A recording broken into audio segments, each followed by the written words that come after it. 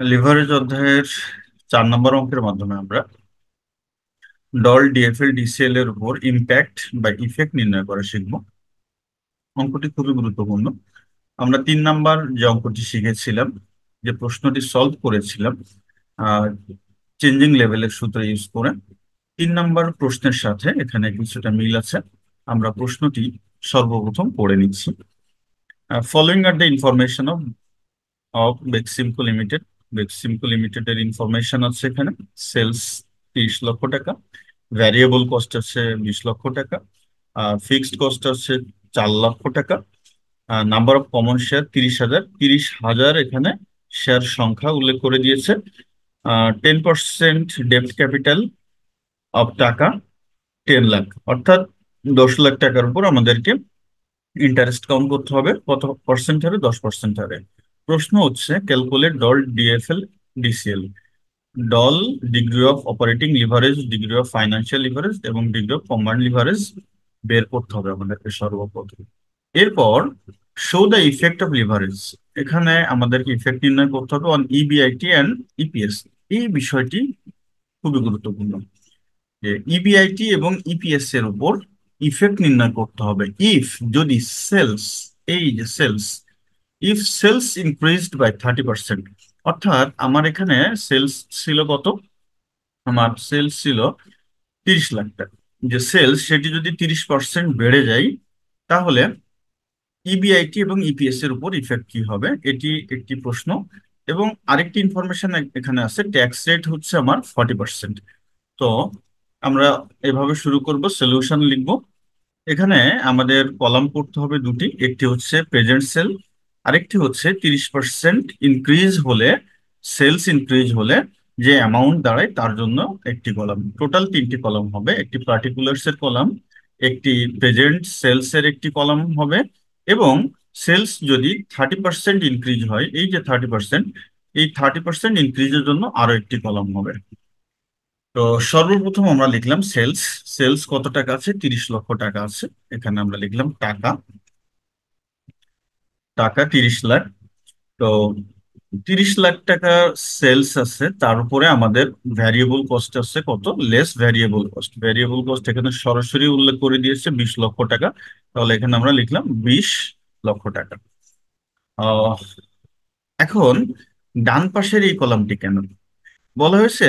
Sales যদি 30% বাড়ে, sales, তাহলে এই যে 30 লক্ষ আমাদের টাকা ছিল, 30 লক্ষ টাকার উপর যদি আমরা 30% করি তাহলে পাবো 9 লক্ষ। সেই 9 লক্ষ 30 লক্ষের সাথে যদি যোগ করি তাহলে পেয়ে যাব 39 লক্ষ। 30 এবং 9, 39। আপনারা ক্যালকুলেশন করে দেখতে পারেন। 30 লক্ষ টাকার উপরে 30% আমাদের বাড়াতে হবে, ইনক্রিজ করতে হবে। এটি কাউন্ট করব, কাউন্ট করে সেটি অ্যাড করে দিলে পেয়ে যাব এই টাকাটি। এখন যখন ভ্যারিয়েবল কস্ট, আমার এই তথ্যগুলি হচ্ছে প্রেজেন্ট লেভেলের জন্য, অর্থাৎ এটি হচ্ছে প্রেজেন্ট লেভেল, এটি হচ্ছে আমার ইনক্রিজড লেভেল। 30% হতে পারে, 40% হতে পারে, 60% হতে পারে।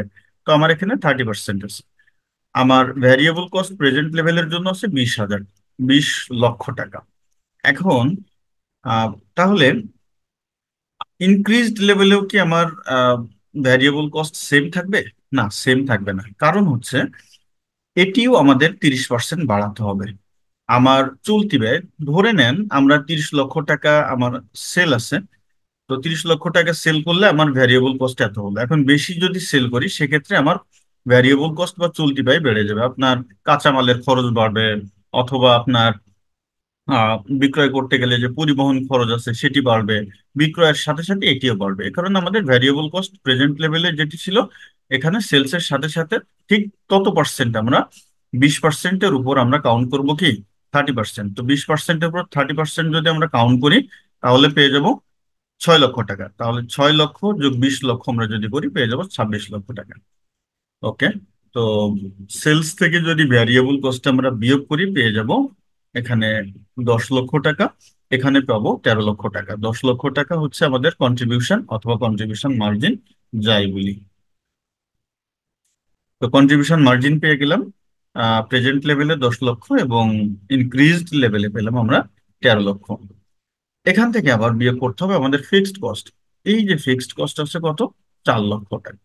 তো মনে রাখতে হবে ফিক্সড কস্ট হচ্ছে আমার প্রেজেন্ট লেভেল অথবা ইনক্রিজড লেভেলে সেম হবে। কারণ ধরে নেন আপনার ফ্যাক্টরিতে যে মেশিনারিজ আছে অথবা ফ্যাক্টরি যে ভাড়া আছে আপনার, আহ, এইগুলি হচ্ছে ফিক্সড। তো এটি আপনি আহ, 30 লক্ষ টাকা সেল করলেও আপনার এটি যেই পজিশনে আছে সেখানে থাকবে। আপনি যদি 50 লক্ষ টাকার সেল করেন তাহলে আপনাকে ওই ফ্যাক্টরির ভাড়া বা মেশিন ভাড়া এখানে আর বাড়বে না। সুতরাং এই যে ফিক্সড কস্ট দুটির ক্ষেত্রে কি সেম হবে। ওকে, এখন আমাদেরকে কন্ট্রিবিউশন মার্জিন থেকে ফিক্সড কস্ট লেস করতে হবে। লেস করলে আমরা এখানে পেলাম 6 লক্ষ টাকা, এখানে পেলাম 9 লক্ষ টাকা। এটি হচ্ছে ইবিআইটি বা earnings before interest and tax. EBIT earnings before interest and tax থেকে আমাদেরকে বিয়োগ করতে হয় কি, নিশ্চয়ই আমরা 1 এবং 2 নাম্বার ক্লাস করে এসেছি, আয় বাদ দিতে হবে আমাদেরকে, আই ফর ইন্টারেস্ট। তো ইন্টারেস্ট এখানে একটি মজার বিষয় আছে। দেখেন বলা হয়েছে 10% ডেপ্ট ক্যাপিটাল অফ 10 লাখ টাকা। এখানে দেখেন আমার অ্যাকচুয়ালি ইন্টারেস্ট আমরা কাউন্ট করি কিসের উপর, ইবিআইটি। এই যে ইবিআইটি এখানে আমরা 6 লক্ষ টাকার উপর কাউন্ট করতাম অথবা এখানে 9 লক্ষ টাকার উপর কাউন্ট করতাম, বাট বলে দিয়েছে যে আমাদের 10 লক্ষ টাকার উপর 10% বা 10% আমাদের কাউন্ট করতে হবে। তো 10 লক্ষ টাকার উপর যদি আমরা 10% কাউন্ট করি, একটি শূন্য বাদ হয়ে যায়, 1 লক্ষ টাকা থাকে। এ কারণে দেখেন ইন্টারেস্ট উভয় পাশ থেকে এখানে 1 লক্ষ টাকা, এখানেও কি 1 লক্ষ টাকা হবে। আশা করি বুঝতে পেরেছেন। যদি শুধুমাত্র থাকতো 10% ডেপ্ট ক্যাপিটাল ফর এক্সাম্পল, এই অংশটুকু মনে করেন নাই, সেক্ষেত্রে আমরা কাউন্ট করতাম এই 6 লক্ষ টাকার 10%, এই 9 লক্ষ টাকা 10%, ওই টাকাটি উল্লেখ থাকায় 10 লক্ষ টাকা থাকায় উভয় ক্ষেত্রে আমার 10% 1 লক্ষ, 10% 1 লক্ষ করা হলো। এখন আমরা 6 লক্ষ থেকে 1 লক্ষ বিয়োগ করব, করলে পেলাম 5 লক্ষ। এটি হচ্ছে ইবিটি। এটি পেলাম 9 লক্ষ থেকে 1 লক্ষ গেলে 8 লক্ষ। এটি হচ্ছে ইনক্রিজড লেভেলের ইবিটি। তো দুটি আমরা ইবিটি পেয়ে গেলাম। আমরা যখন ইবিটি পাই সেখান থেকে আমাদেরকে কি করতে হয়, ট্যাক্স মাইনাস করতে হয়, তাই না? আমরা এখনো ট্যাক্স দিইনি, তো টি আমাদেরকে মাইনাস করতে হবে। আমরা লিখলাম লেস ট্যাক্স। লেস ট্যাক্স কত পার্সেন্ট, এখানে বলেছে দেখেন 40%। কত পার্সেন্ট, 40%। 40% কিসের উপরে, এই যে এখানে ইবিটি আছে 5 লক্ষ, 5 লক্ষের উপরে যদি আমরা 40% করি তাহলে পাবো 2 লক্ষ টাকা। আর এই যে 8 লক্ষ টাকা তার উপর যদি আমরা 40% করি তাহলে পাবো 3,20,000 টাকা। তাহলে আমরা ট্যাক্স দুটির ক্ষেত্রে পেয়ে গেলাম। এখন আমরা ইবিটি থেকে ট্যাক্সকে বিয়োগ করলাম, বিয়োগ করলে পেয়ে গেলাম 3 লক্ষ টাকা। এটি হচ্ছে ইএটি বা আর্নিংস আফটার ট্যাক্স। এখানে 8 লক্ষ থেকে এটি বিয়োগ করলে পেয়ে গেলাম 4,80,000 টাকা। এটি হচ্ছে আর্নিংস আফটার ট্যাক্স। আমার ট্যাক্স দেওয়া হয়ে গেছে। এখন কথা হচ্ছে আমি কি করব, আমার ক্যালকুলেশন কি আমি এখানে থামিয়ে দিব নাকি আরো একটু অগ্রসর হব। দেখেন এখানে যখনই বলেছে যে ইফেক্ট নির্ণয় করো ইবিআইটি এবং ইপিএস এর উপরে, তখন আমাকে বুঝতে হবে যে আমাকে ইপিএস পর্যন্ত যেতে হবে। তো এখন ইপিএস তাহলে আমরা কিভাবে নির্ণয় করব, আমরা জানি ইপিএস নির্ণয়ের একটি সূত্র আছে। এই ওয়ার্কিংস গুলি আপনারা চাইলে, আমরা 3 নাম্বার প্রশ্নে যেমন ডান পাশে একটু জায়গা রেখে ওয়ার্কিং করেছিলাম, আপনারা চাইলে এই ওয়ার্কিংটি ডান পাশে এখানেও করতে পারতেন। আমি সরাসরি এখানে করেছি, এখানে কোনো সমস্যা নাই। তো আর্নিং পার শেয়ারের যে সূত্রটি আমাদের ছিল সেটি আমরা জানি যে EAT divided by number of common share. একদম 1 নাম্বার ক্লাসে আমরা যে সূত্র সম্পর্কে আলোচনা করেছিলাম সেখানে আপনারা একটু দেখে আসতে পারেন। EAT divided by common share. তো ইএটি আপনার প্রেজেন্ট লেভেলের জন্য আছে 3 লক্ষ। এই 3 লক্ষ হচ্ছে আমার EAT. Number of common share কি আপনার প্রশ্নে উল্লেখ করা আছে, এই যে প্রশ্নে আমার আছে 30,000 সংখ্যা, নাম্বার অফ কমন শেয়ার 30,000। তো তাহলে আমার এই 3 লক্ষ, এই 3 লক্ষকে যদি আমরা 30,000 দ্বারা ভাগ করি, অর্থাৎ এখানে উপরে হচ্ছে 3 লক্ষ এবং নিচে 30,000 ভাগ করলে আমরা পেয়ে যাব 10। আহ, ঠিক একইভাবে আমাদের এখানে যে ইএটি আছে 4,80,000, এই 4,80,000কে যদি আমরা কত দ্বারা ভাগ দিই, নাম্বার অফ শেয়ার দ্বারা ভাগ দিই, নাম্বার অফ শেয়ার তো সেম 30,000, অর্থাৎ আমরা 4,80,000-কে যদি 30,000 দ্বারা ভাগ করি তাহলে এখানে পেয়ে যাবো 16 টাকা। তাহলে এখানে শেয়ার প্রতি আই বা ইপিএস হচ্ছে 10 টাকা পেলাম, এখানে পেলাম 16 টাকা। এখন আরো একটু ওয়ার্কিং আমাদের করতে হবে। কেন করতে হবে? আমাদের যেহেতু এখানে ইফেক্ট নির্ণয় করতে বলা হয়েছে, ইফেক্ট নির্ণয় করতে গেলে আমাদের আগের যে অঙ্কটি আমরা করেছিলাম, একটু চোখ বুলিয়ে আসি। এখানে দেখেন ছিল 2000, দুটি সাল ছিল এখানে, এটি ছিল হচ্ছে 2020, এটি ছিল 2021। এই 2020-21 এবং তার ইবিআইটি দেওয়া ছিল, সেলস দেওয়া ছিল, ইপিএস দেওয়া ছিল, তো তাদের চেঞ্জেস বের করা লাগছিল, তাই না? Changes in EBIT, changes, percentage changes in sales, percentage changes in EPS.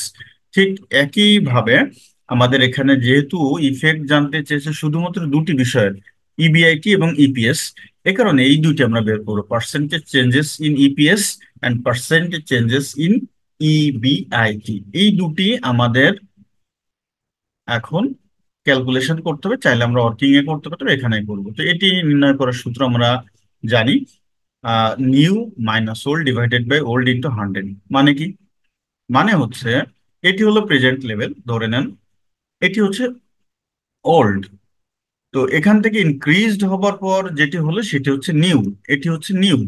তাহলে আহ এই 10 টাকা এটি হচ্ছে ওল্ড, এটি হচ্ছে নিউ। তো new minus old divided by old into 100। তো পার্সেন্টেজ চেঞ্জেস ইন ইপিএস যদি বের করতে চাই তাহলে আমাদের কি করতে হবে? এখানে নিউ যেটি আছে এই যে 16, এটি হচ্ছে নিউ, নিউ হচ্ছে 16, ওল্ড হচ্ছে 10 টাকা ডিভাইডেড বাই ওল্ড 10 টাকা। এই যে new minus old divided by old into 100 করলাম, করলে ইপিএস পেয়ে গেলাম, পার্সেন্টেজ চেঞ্জেস ইন ইপিএস পেলাম 60%। ঠিক একইভাবে পার্সেন্টেজ চেঞ্জেস ইন ইবিআইটি আমাদেরকে নির্ণয় করতে হবে, একই সূত্র, old new divided by, sorry, new old divided by old. তো আমরা একটু ইবিআইটি তে চলে যাই, এই যে এটি হচ্ছে আমাদের ইবিআইটি, এটি হচ্ছে আমাদের ইবিআইটি, এটি হচ্ছে আমাদের ইবিআইটি। 9 লক্ষ হচ্ছে নিউ, এটি হচ্ছে আমাদের ওল্ড। কারণ কি, এটি আমরা প্রেজেন্ট লেভেলে ছিলাম, ইনক্রিজ করার পরে একটি নিউ লেভেল তৈরি হলো, new minus old divided by old. এই যে 9 লক্ষ, এখানে একটু মিস্টেক হয়েছে, এখানে হবে আরেকটা শূন্য, 9 লক্ষ টাকা মাইনাস, মাইনাস এখানে হচ্ছে 6 লক্ষ টাকা, তাই না? 6 লক্ষ টাকা ডিভাইডেড বাই 6 লক্ষ টাকা, ডিভাইডেড বাই 6 লক্ষ টাকা।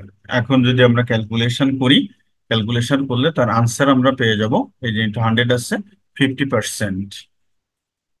আবারও বললাম, new EBIT minus old EBIT divided by old EBIT into 100 যদি আমরা ক্যালকুলেশন করি পেয়ে যাব 50%। তো এগুলি আমার কেন লাগবে? ইফেক্ট নির্ণয় করার জন্য লাগবে।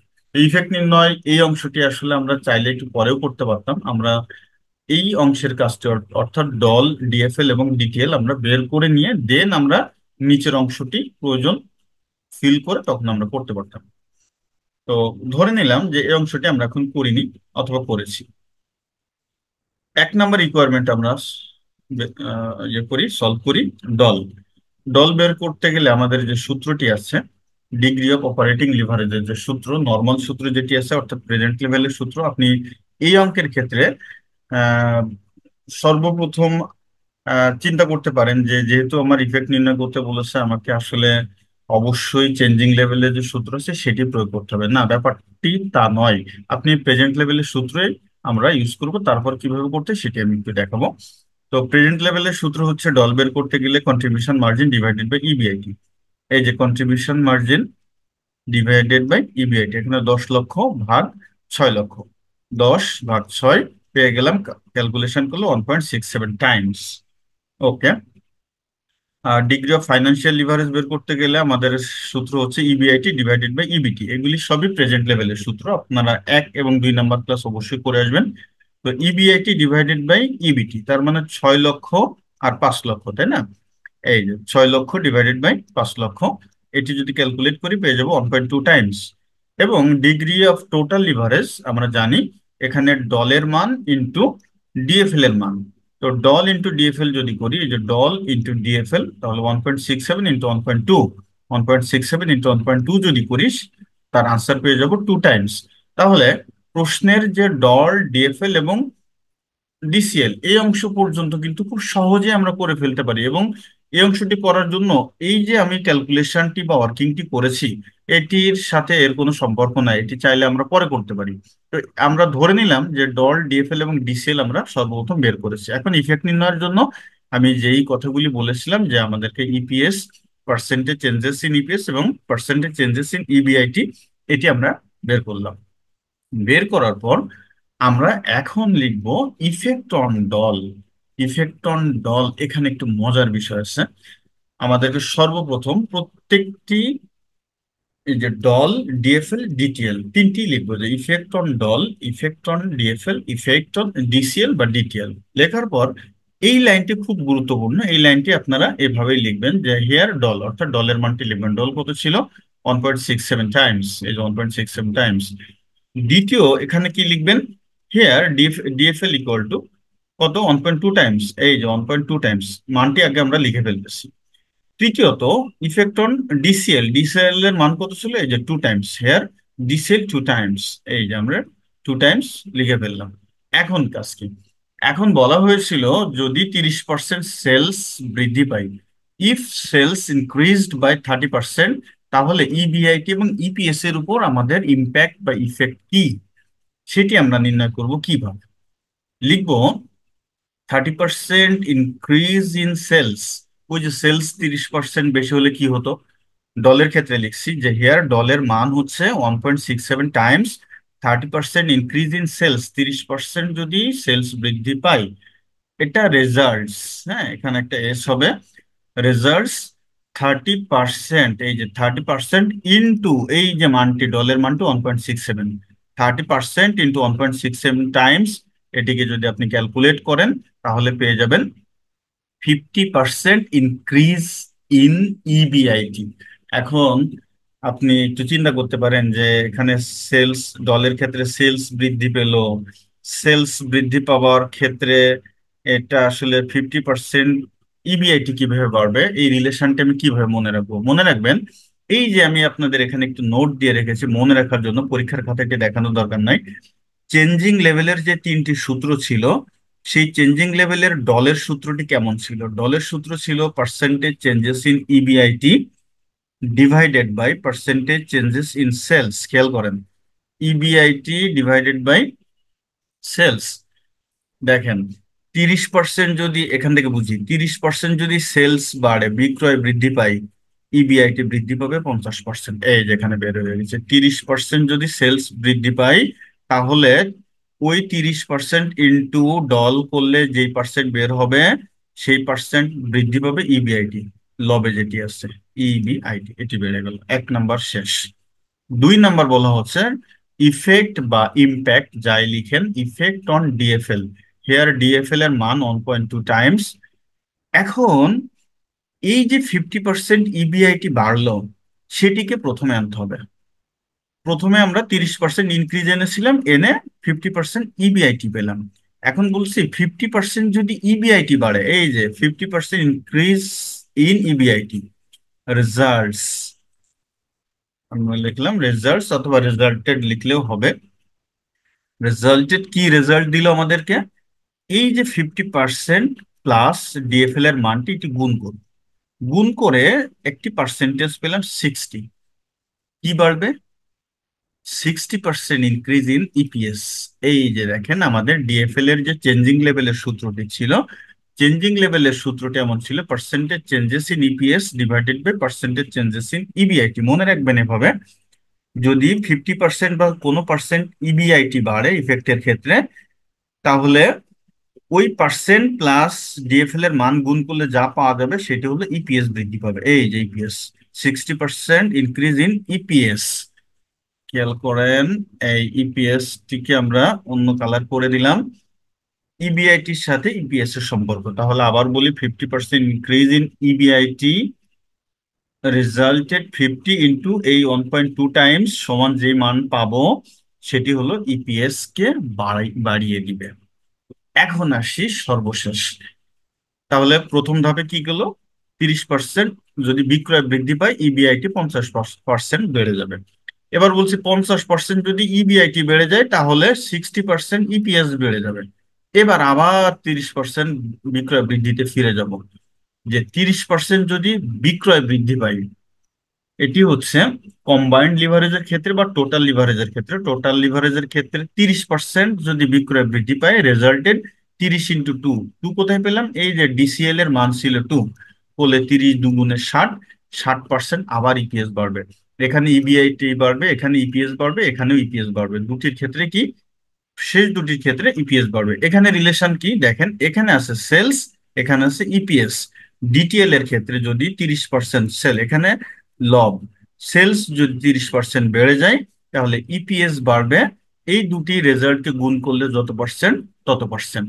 আশা করি আপনারা বুঝতে পেরেছেন। তো আমরা প্রেজেন্ট লেভেলের সূত্র প্রয়োগ করে ডল, ডিএফএল এবং ডিসিএল বের করলাম। ডিসিএল বের করার পর আমরা দেখলাম আমার আর্নিং পার শেয়ার লাগবে, ইপিএস, দ্যাট মিনস ইপিএস এবং ইবিআইটি লাগবে। তো এটির জন্য আমাদের কিছু ওয়ার্কিংস ছিল এখানে, সেই ওয়ার্কিংস গুলো আমরা শেষ করলাম। শেষ করার পর আমরা তিনটি মান বের করলাম। মান বের করার পর আমরা ইফেক্ট নির্ণয় করতে আসলাম। ইফেক্ট নির্ণয় করতে এসে তখন আমরা এই সূত্রটি, অর্থাৎ চেঞ্জিং লেভেলের সূত্রটি আমরা যদি একটু মাথায় রাখি, মাথায় রাখলে আমাদের এই অঙ্কগুলো সলভ করা সহজ হবে। আরো 1 মিনিট সময় নিচ্ছি। এই চেঞ্জিং লেভেলের সূত্র মনে রাখারও সহজ উপায় আছে। সহজ উপায় হচ্ছে ইবিআইটি সাথে যদি আপনি percentage changes in EBIT divided by percentage changes in sale, এই যে ইবিআইটির সাথে সেলস এর সম্পর্ক, এটি পেয়ে যাবো ডল। এখন ইপিএস এর সাথে ইবিআইটি, এই যে ইপিএস, খেয়াল করেন ডিএফএল এ হলো ইপিএস উপরে থাকবে, ইবিআইটি নিচে থাকবে, এই যে এখানে। এবং তৃতীয়ত ইপিএস উপরে থাকবে এবং সেলস নিচে থাকবে, এটি পেয়ে যাব এই যে ইপিএস বাই সেলস, এটি পেয়ে যাব আমরা ডিটিএল। তাহলে ইবিআইটি ভাগ পার্সেন্টেজ চেঞ্জেস ইন, অবশ্যই ইবিআইটি ভাগ সেলস, এরপর হচ্ছে ইপিএস ভাগ ইবিআইটি, এরপর ইপিএস ভাগ সেলস। এই তিনটি বিষয় যদি আপনারা মাথায় রাখতে পারেন তাহলে এই সূত্রগুলি মনে রাখা কোনো ব্যাপারই না। এবং এই ধরনের প্রশ্ন পরীক্ষাতে বারবারই আসতে দেখা যায়। আপনাদেরকে একটু বেশি বেশি প্র্যাকটিস করতে হবে। প্রথম দু একবার একটু কঠিন মনে হবে, আপনার মাথায় যখন এটি গেঁথে যাবে দু একবার প্র্যাকটিসের পর, তখন ডেফিনেটলি এগুলো খুবই সহজ অঙ্ক। সবাই ভালো থাকবেন। আসসালামু আলাইকুম।